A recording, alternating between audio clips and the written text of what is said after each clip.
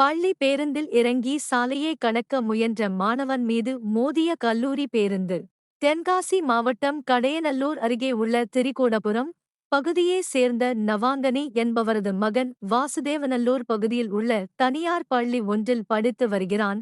சிறுவன் வழக்கம்போல் பள்ளிக்கு சென்றுவிட்டு மீண்டும் மாலையில் பள்ளி முடிந்த நிலையில் பள்ளி பேருந்தில் வீடு திரும்பிய மாணவனே, பேருந்தில் உள்ள பெண் பணியாளர் வீட்டின் அருகில் உள்ள திருமங்கலம் கொல்லம் தேசிய நெடுஞ்சாலையில் அருகில் எதிரே வந்த பேருந்தை கவனிக்காமல் சாலையை கடக்க விட்டுள்ளார். அப்போது எதிரே வந்த தனியார் பேருந்தை பார்த்த பள்ளி மாணவன் ஓரமாக ஓடி வர முயற்சித்த நிலையில் தனியார் கல்லூரி பேருந்தானது சிறுவன் மீது மோதியுள்ளது. இதில் சிறிய அளவிலான காயங்களுடன் 3வது வகுப்பு பள்ளி மாணவன் அதிர்ஷ்டவசமாக உயிர் தப்பினான்.